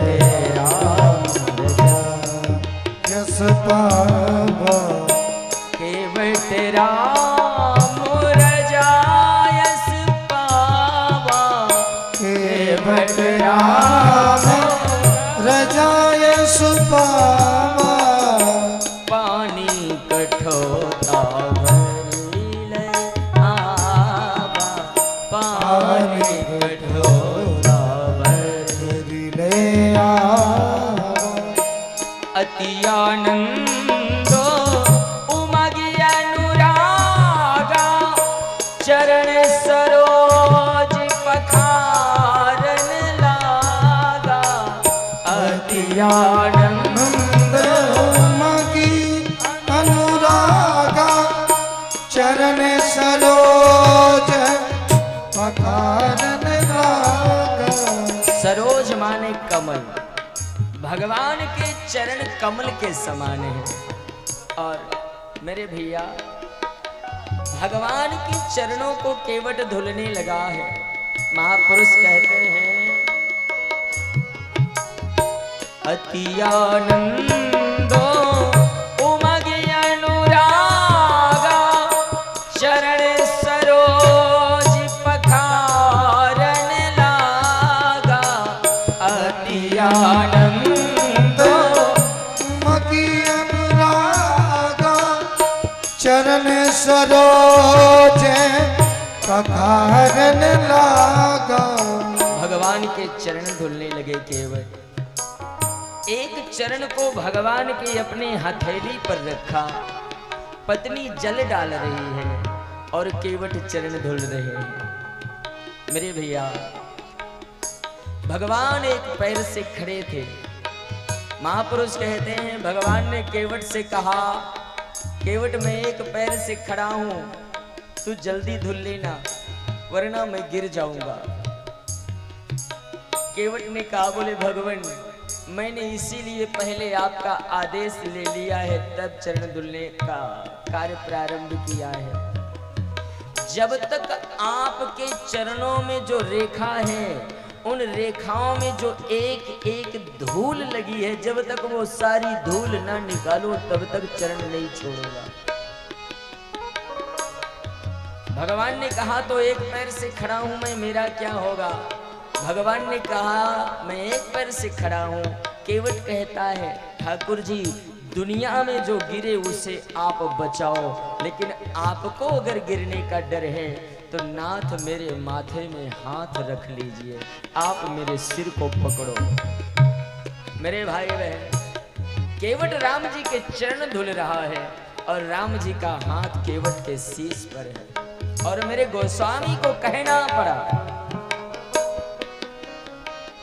देखी दशा सुर सकाल सिराही, एहि समय पुण्य पुंज को नाहि, एहि समय पुण्य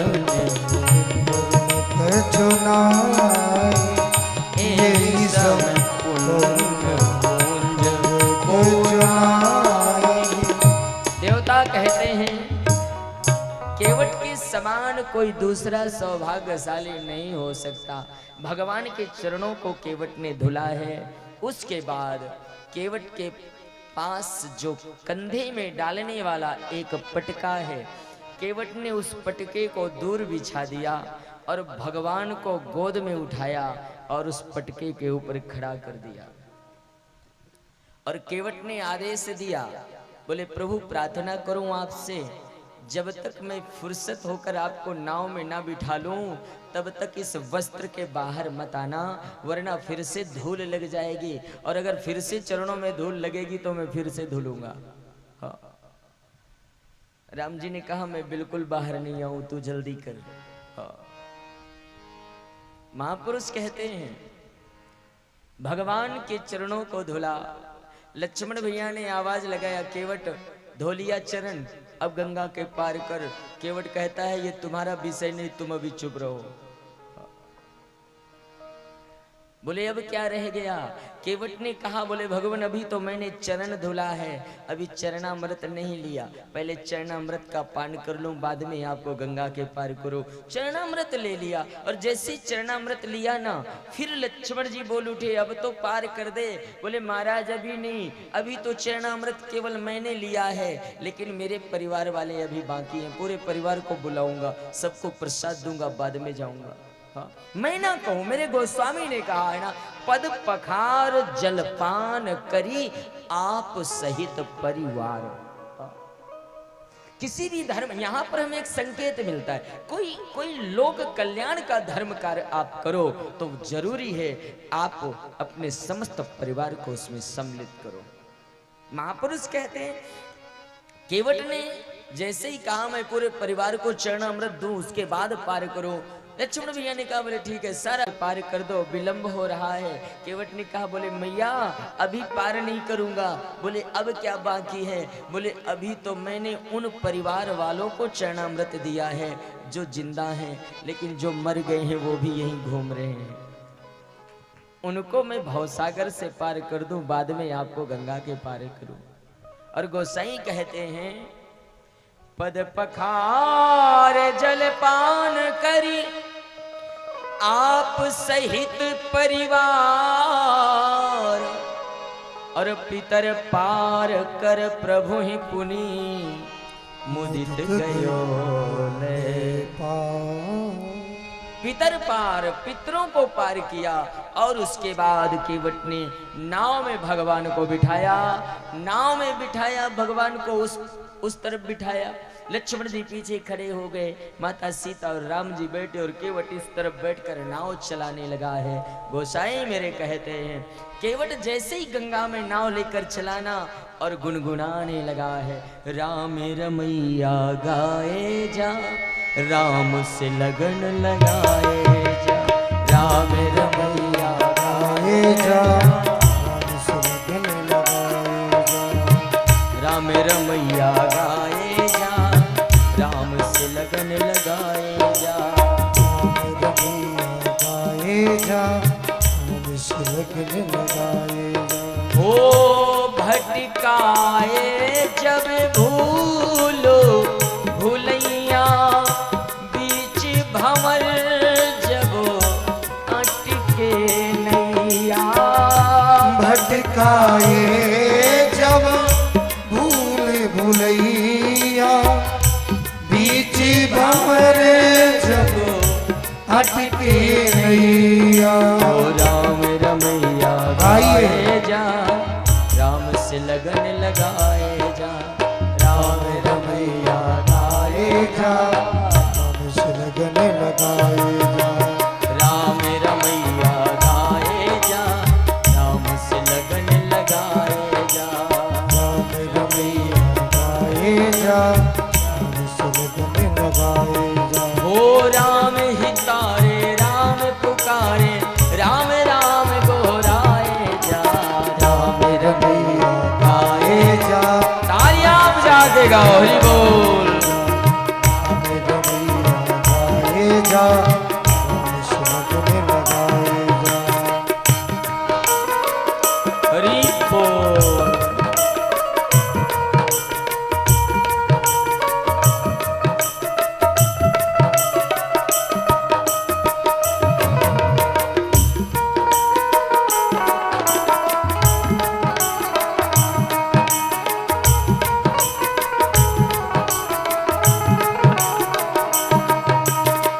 सुबह यहाँ तो शाम वहाँ है, राम बिना राम कहाँ है। सुबह यहाँ तो शाम वहाँ है, राम बिना राम कहाँ है। ओ सुबह यहाँ तो मेरे भैया केवट ने भगवान को नाव में बिठा लिया और गंगा में चल दिया। केवट के मन में आया कि जब तक राम जी मेरी नाव में बैठे तभी तक मुझे दर्शन हो रहा है, और राम जी उस पार जाएंगे, जंगल में चले जाएंगे। हाँ, तो केवट ने क्या किया, भगवान को नाव में बिठा करके उस पार ले गया और उस पार से फिर इस पार ले आया। लक्ष्मण जी ने पूछा ये क्या कर रहा है, इस पार से उस पार क्यों लिए जा रहा है। केवट ने कहा भैया तुम भी बोलो। राम रमैया गाए जा, राम से लगन लगाए जा। राम रमैया गाए जा, राम से लगन लगाए जा। और फिर केवट ने क्या किया, केवट अपनी नाव को वहां लेकर के गया जहां बहुत ज्यादा गहरा जल था।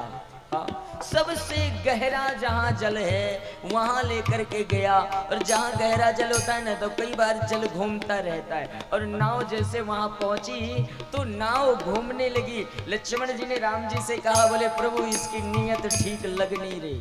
हाँ। केवट ने कहा घबराओ मत, मैं और तो कुछ नहीं जानता पर नाव चलाना बहुत अच्छे से जानता हूं, डूबोगे नहीं आप। क्योंकि मैंने पहले ही कहा है, एक प्रतिपालो सब परिवार, नहीं जानो कछु और कबारू। मैं नाव चलाना जानता हूं। मेरे भाई बहन, एक बार एक व्यक्ति, बहुत पढ़ा लिखा व्यक्ति, प्रोफेसर, समुद्र में घूमने के लिए गया एक नाविक के पास। नाव वाले से कहा तुम मुझे इस जल में, समुद्र में घुमाओगे। नाव वाले ने कहा मेरा काम ही यही है, बैठो। और जैसे उसे बिठाया, बिठा करके नाव वाला समुद्र में नाव जब गई तो ये जो बैठने वाला प्रोफेसर है ना, ये पूछने लगा कुछ भूगोल जानता है। नाव चलाने वाले ने कहा, बोले महाराज मैं क्या जानूं भूगोल, और मुझे मतलब क्या है भूगोल से। प्रोफेसर ने कहा, बोले तूने अपने जिंदगी की एक पाव हिस्सा, यानी आधी जिंदगी से आधी जिंदगी तू पानी में व्यतीत कर दिया और भूगोल भी नहीं जानता। नाविक ने कहा, बोले नहीं। थोड़ा और आगे नाव चली, फिर से वो पूछा, बोले कुछ विज्ञान जानता है। उसने कहा, बोले महाराज मुझे क्या पता विज्ञान क्या होता है।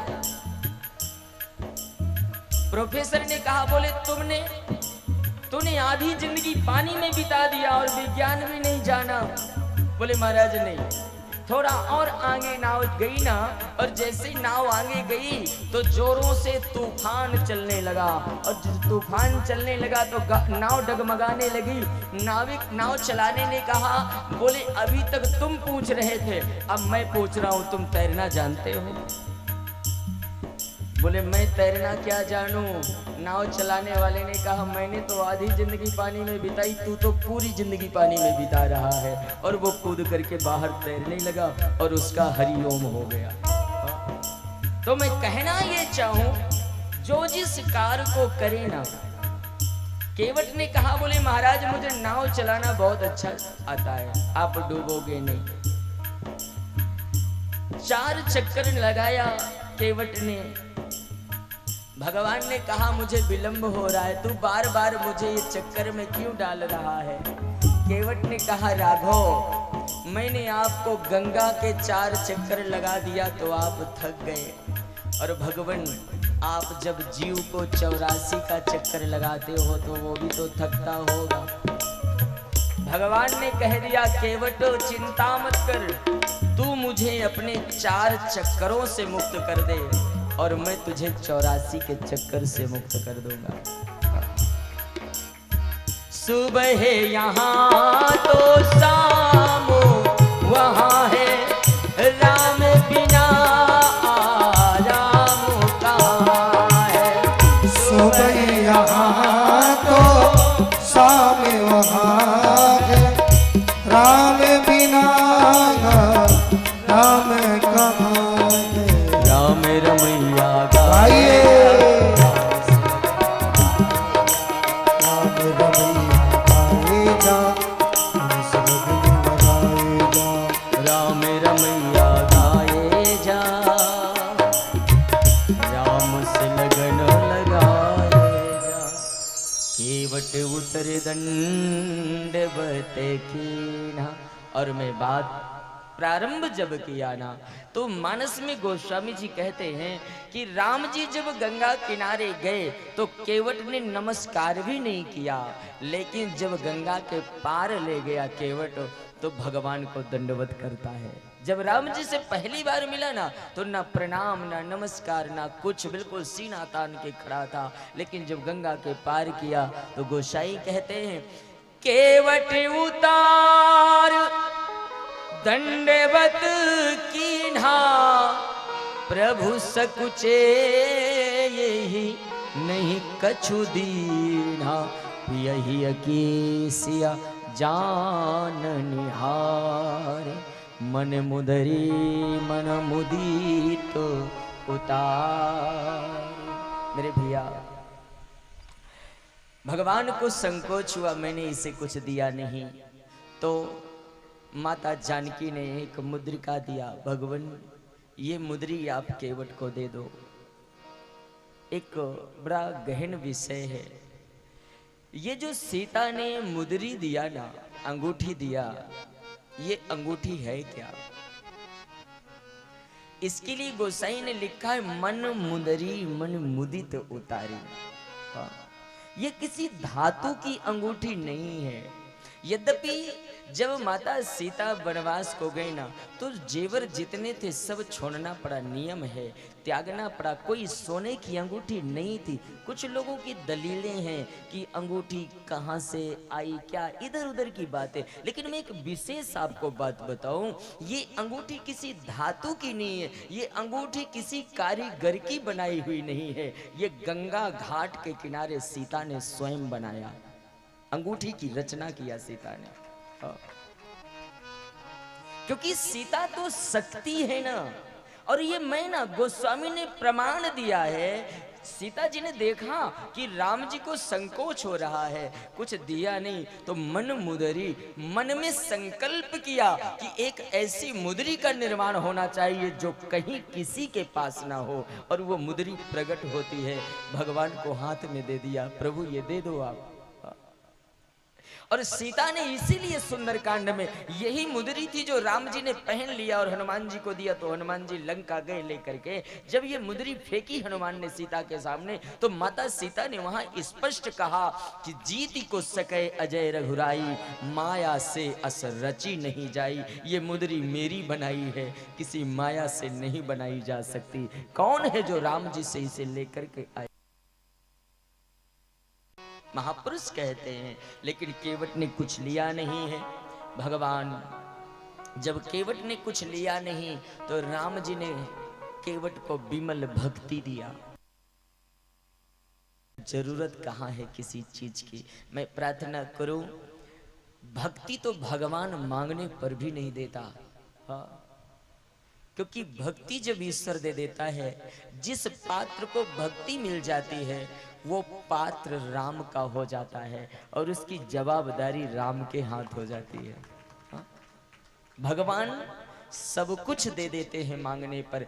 आप दान धर्म पूजा पाठ करो ना, और उसके पीछे कुछ इच्छा हो तो सारी इच्छा भगवान पूरी कर देंगे। लेकिन भक्ति की अगर इच्छा होगी तो संसार की कामनाओं का त्याग करना पड़ता है, तब कहीं भक्ति मिले। और इसीलिए केवट ने कुछ नहीं मांगा। भगवान मुझे कुछ नहीं चाहिए, बहुत कीन सिय लखन पे नहीं कछु केवट ले, तो विदा कीन रघुवंश मणि भगति विमल मति देई। भगवान ने भक्ति दे दिया, और भक्ति जब दे दिया, महापुरुष कहते हैं राम जी को छोड़ने कुछ दूर तक केवट गया, लौट करके आया। मेरे भैया एक बात कहूं, ये केवट बड़ा साधक था। लौट कर ये केवट आया ना तो दोबारा अपनी नाव में किसी को बिठाता नहीं है। ये जब राम जी जंगल चले गए, ये लौट कर आता है ना, केवट ने नाव को बाहर निकाला। पत्नी और पति दोनों, केवट की पत्नी दोनों बैठकर नाव के पास रोने लगे। पत्नी ने कहा भगवान अब नाव को घाट में डालो ना, अब आप अपना रोजगार करो। केवट कहता है देवी, जिस नाव में मेरा भगवान बैठ गया हो वो नाव नहीं है, वो मंदिर है। अब मैं इस नाव की पूजा करूंगा और इसी नाव की पूजा के द्वारा मैं राम को प्राप्त करूंगा। मैं एक निवेदन करूं, केवट ने जब तक राम जी लौट कर नहीं आए, केवट नाव को ही एक तरफ किनारे लगाया है, उसी के ऊपर वस्त्र डाला है और नित्य प्रति नाव डाला है और नित्य प्रति नाव की पूजा करता है। मैं प्रार्थना करूं, कोई भी हो, मूर्ति में प्रहलाद को जब दिख गया कि खंभे में नारायण है तभी भगवान प्रकट हुए ना।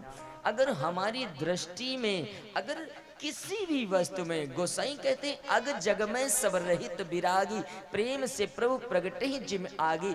पत्थर की मूर्ति में जब हम मानते हैं कि भगवान है तभी भगवान है उसमें, वरना मंदिर की मूर्ति कभी नहीं कहती कि मैं भगवान हूँ। हमारी भावना कहती है, और इसलिए गोसाई कहते हैं जाकी रही भावना जय। केवट ने नाव की पूजा किया और नाव की पूजा करते करते एक दिन प्रातः काल ये नाव की पूजा करके ध्यान में बैठे रो रहा था, और उसी समय भगवान आए थे युद्ध पूरा करके 14 साल की अवधि व्यतीत कर, और भगवान उसी नाव में बैठ गए। और केवट को कहते हैं मैंने तुझे कहा था ना कि लौट के तेरे यहाँ एक रात्रि बिताऊंगा, तो मैं आ गया, तू इंतजार कर। श्री राम जी यहाँ से आगे बढ़े, वाल्मीकि जी से मिलते हैं। वाल्मीकि जी ने 14 जगह राम जी के रहने के लिए बताया। वाल्मीकि जी से भगवान ने पूछा कि मैं जाऊं कहाँ, कहाँ रहूं, तो वाल्मीकि जी ने 14 जगह बताया है। थोड़ी थोड़ी बातों में शब्दों को ले लूं मैं, कुछ साथ देना पड़ेगा आपको, क्योंकि हमें कल इस कथा को पूर्ण होती। अभी तो दूसरे कांड में चल रहे हैं, और अगर विचार करें ना तो अभी 5 कांड पूरे पड़े हैं और समय नहीं है एक दिन का भी। तो आइए, भगवान वाल्मीकि के पास गए और वाल्मीकि से कहा भगवान कहाँ जाऊं। वाल्मीकि कहते हैं तुम पूछो कि रहा हूं कहाँ, मैं पूछत सकुचाऊं, और जहां न हो तहां देव कही, तुम्हें दिखाऊं ठाऊं। आप कहाँ नहीं हो, कौन सी ऐसी जगह जहां मैं आपको रहने के लिए बताऊं। लेकिन वाल्मीकि ने 14 जगह बताई राम जी के रहने के लिए। कुछ बातों पर विचार होगा। गोसाई कहते वाल्मीकि का पहला स्थान, जिनके श्रवण समुद्र समाना, जिनके श्रवण समाना, जिनके श्रवण समुद्र समाना, जिनके श्रवण समुद्र समाना, कथा तुम्हारो सुभगो सरिनाना, कथा तुम्हारो सुभग सरिनाना। वाल्मीकि ने कहा भगवान, जिनके कान समुद्र बन गए हो, आपकी कथा रूपी सरिताएं रोज प्रवेश करती हो। जिस तरह समुद्र में दुनिया की नदियां मिल जाती हैं, पर समुद्र ये नहीं कहता मेरे पास बहुत जल है, इसी तरह जो आपकी कथा रूपी गंगा सरिताओं को रोज कानों में प्रवेश करता हो, आप उसके हृदय में जाकर के वास करो। वाल्मीकि ने कहा राम जी का निवास अगर हृदय में करना है तो पहले श्रवण भक्ति है। रोज सुनो बुद्ध पुरुष की वाणी को, साधु की वाणी को, हरि कथा को रोज सुनो, रोज ही ना। कई बार लोग कहते हैं अगर कहो कथा सुनने चलो या भजन करो, तो कई बार लोग कहते हैं मन चंगा तो कठौती में गंगा। हाँ, और मैं एक प्रार्थना करूं आपको, जो कहते हो मन चंगा कठौती में गंगा, उनके लिए एक संदेश है। जब भोजन की थाली सामने आए तो भोजन ना करो, बोलो मन चंगा तो कठौती में गंगा। नहीं कहते, इंतजार रहता है कब आदेश हो, चलो बैठो पंगत में भोजन लो। क्यों नहीं बोलते मन चंगा? जब तबीयत खराब हो ना, स्वास्थ्य खराब हो, तो मेडिसिन मत लेना, बोल देना मन चंगा कठौती में गंगा। नहीं बोलेंगे। इसी तरह भूख लगेगी तो भोजन करना पड़ेगा, मन चंगा कहने से काम नहीं चलेगा। स्वास्थ्य खराब होगा तो मेडिसिन लेना पड़ेगा, मन चंगा कहने से काम नहीं चलेगा। इसी तरह दुनिया में रहना है, भारत देश में रहना है, तो हरि कथा को सुनना ही पड़ेगा, हरि भजन करना ही पड़ेगा। मन चंगा से काम चलने वाला नहीं। रोज सुनो। वाल्मीकि कहते हैं जो रोज कथा सुनता उसके हृदय में निवास करो। और लोचन चातक जिन कर राखे, लोचन चातक जिन कर राखे, राहीन ते जल धरो अभिलाखे, राहीन ते जल धरो अभिलाखे। गोसाई कहते हैं वाल्मीकि ने कहा जो चातक की तरह आपके चरणों के इंतजार में टाइम बिताते हो, उसके हृदय में निवास करो हमेशा। और इतना ही नहीं, तर्पण होम करे विधि नाना, विप्र जमाए देहि बहुदाना। तर्पण होम करे विधि नाना, विप्र जमाए देहि बहुदाना। वाल्मीकि ने कहा राम जो रोजीना तर्पण करते हो, पूजा करते हो, यज्ञ करते हो, ब्राह्मण भोज कराते हो और दान करते हो, उसके हृदय में आप निवास करो। मेरे भाई बहन विचार करना, दुनिया में चोर एक प्रकार का नहीं होता। मेरी माताओं, मेरे भाइयों, एक बात कहूं, चोर कौन है? ताला तोड़ करके ले जाए वह चोर है,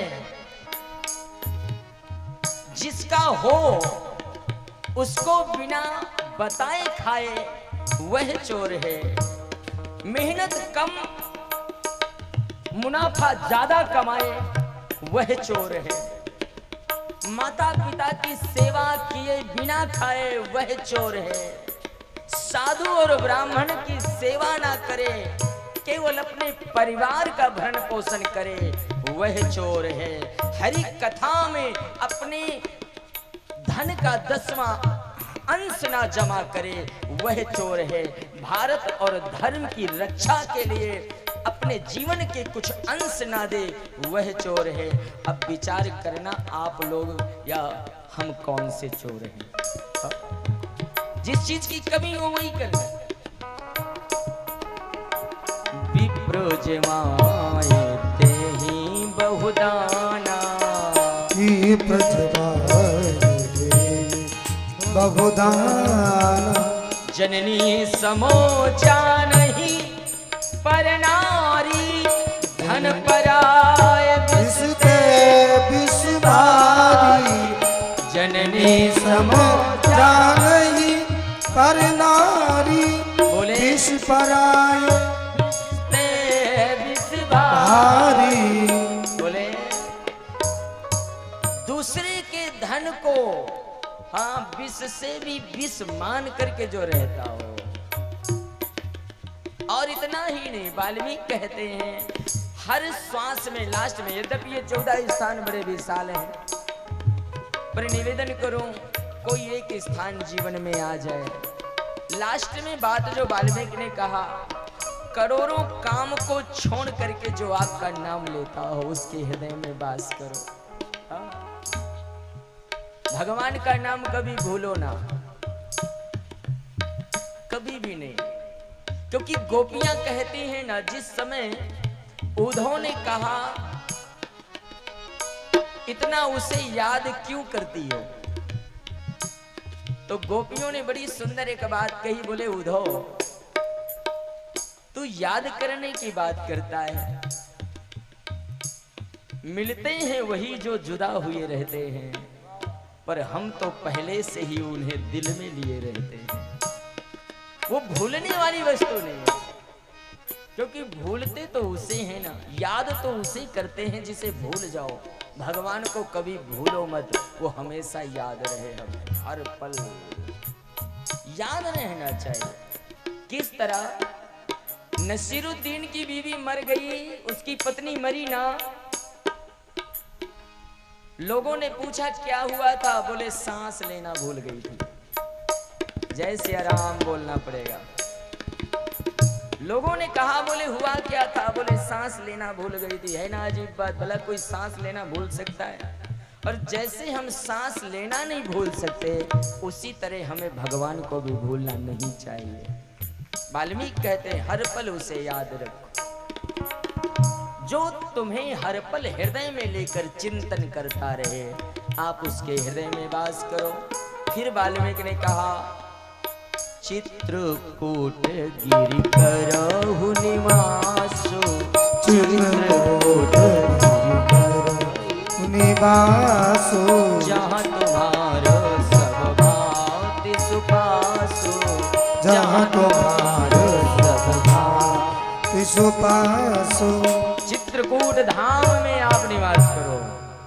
चित्रकूट में राम जी का निवास हुआ, और राम जी को वाल्मीकि ने कहा, बोले तुम्हारा सब प्रकार से वहां सुपास होगा। मेरे भैया चित्रकूट एक पावन तीर्थ है। ऐसा नहीं कि मैं चित्रकूट